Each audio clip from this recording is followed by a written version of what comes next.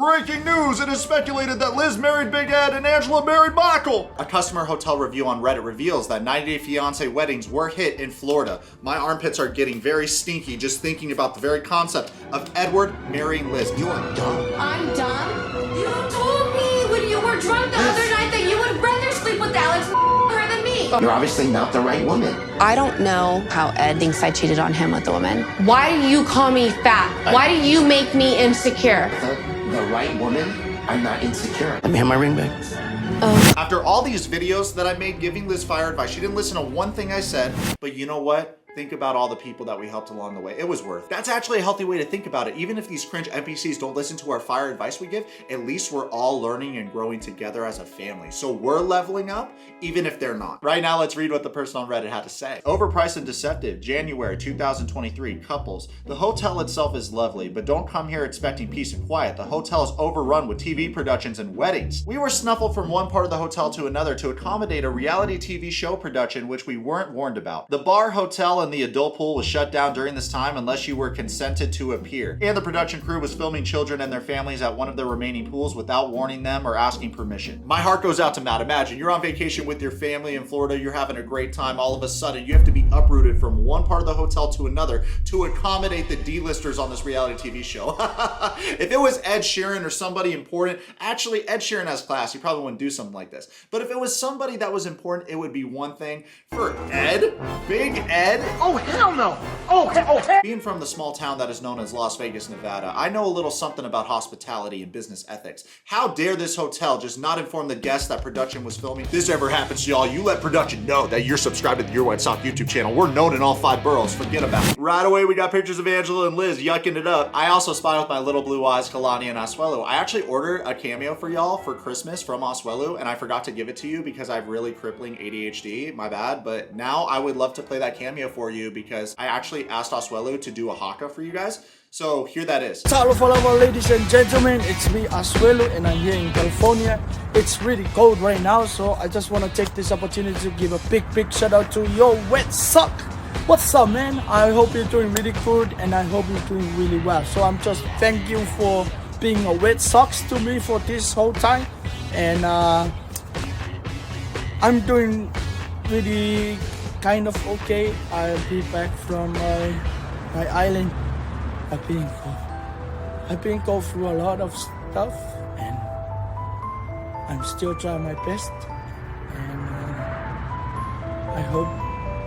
I hope this thing make you feel better. Happy holidays, Merry Christmas, and a Happy New Year. Holiday, holiday, welcome, healing up here.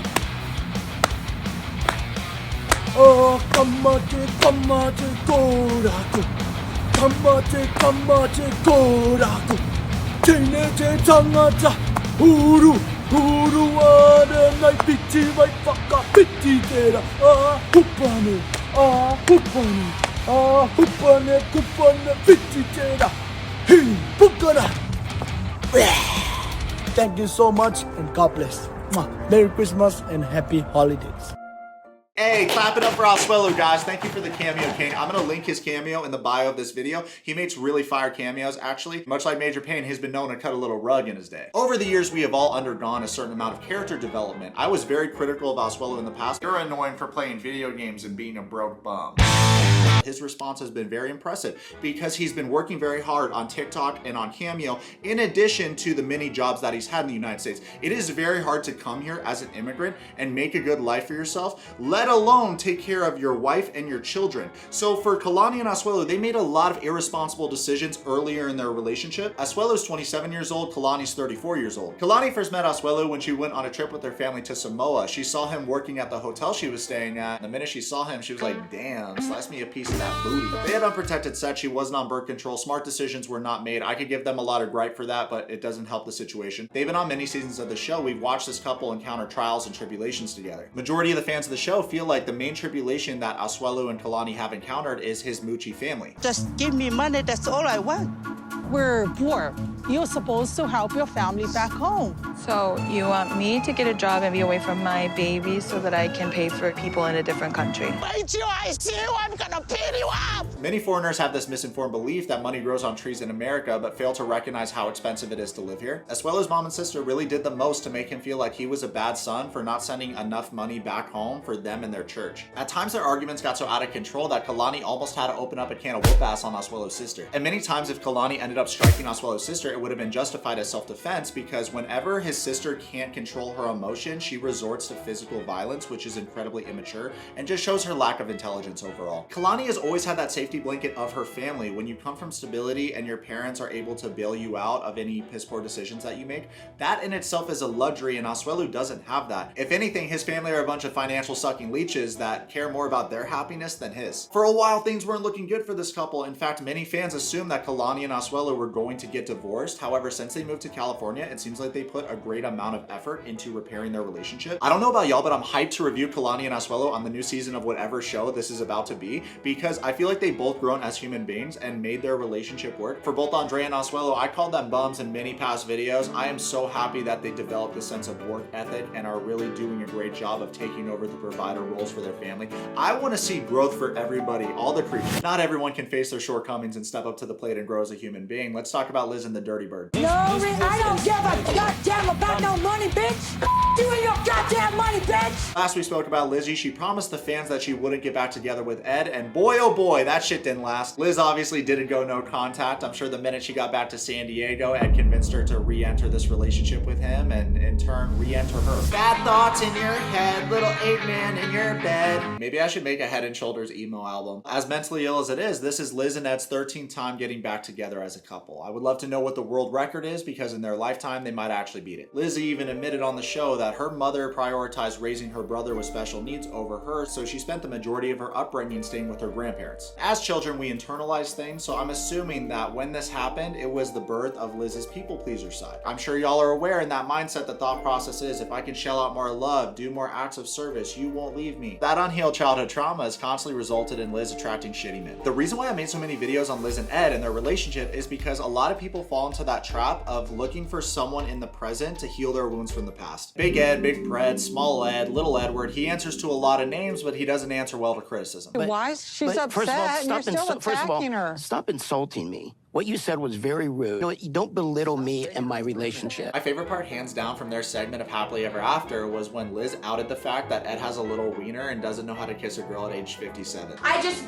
said you had a small dick. Ed, you've been single for 29 years and I'm still teaching you how to kiss. You don't know anything. As a gamer, I'm no stranger to the incel way of life. In fact, I used to be one a long time ago. I thought the clitoris was just the friends we made along the way, and the sun was an urban legend. Sun Tzu said, if you know your enemy, you know yourself, and I know Little Edward. He's the kind of guy that goes up to a bartender and asks if he's Italian, and then when he says that he's Mexican, he calls him a stupido.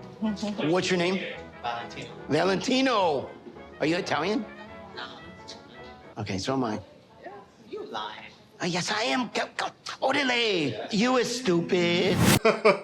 Hey, all the Mexican wet socks, let me know in the comments what you think about Ed's Spanish. Dude knows 5 words and pronounces none of them right. Also, it's jokes to watch him claim to be Mexican. You're American, bro. Mexicans have a very strong family value system, just like Italians, and you kicked your mother out of the house to make room for the girl that called you a predator publicly, and then you have a non-existent relationship with your daughter. We all know by now that Ed and Liz are trolls. Let's see what they're up to on Instagram. As soon as the tell was over, Ed posted this picture of him and Liz. He says, enjoying some R&R, and then tagged Liz. First comment reads, I'm so done with these two. Have some self-respect for yourself. Either that or this. It's all for publicity. Next comment, girl, are you kidding? Ed is a gaslighter. For the love of God, run. Next comment, she must really want to be on TV, lol.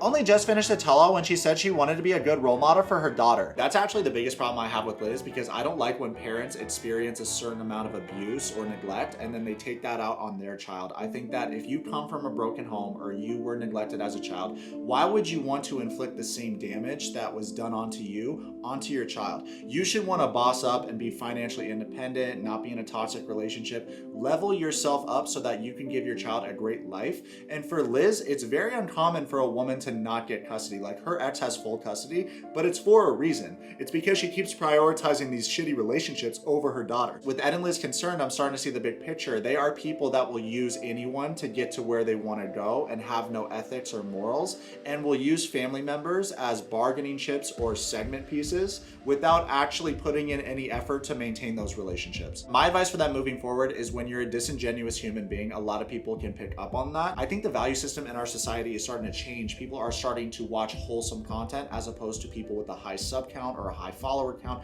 That doesn't really matter as much as someone that just feels like a real person. So I think that for them, like, maybe you would have gotten away with this shit 10 years ago. Nowadays, it's only a matter of time before people just stop watching your segment because it's just gonna be fake. From y'all getting back together so quick after the show, I think that was a huge mistake because now we know that your segment is fake. For the next segment you go on the show and you have your drama, we're not gonna tune in because we're gonna know that it's disingenuous and it's not real. Those are my thoughts, but let me know what y'all think about this in the comments. We are gonna have a 3-part series on the Dirty Bird, and I'm naming it the Dirty Bird Chronicles. Just like how we dived in balls deep into Liz and Ed's relationship, we're gonna do the same thing for Angela and Michael. Hope y'all enjoyed today's video. Comment below, subscribe, live your red, follow me on Twitch and on Instagram right now.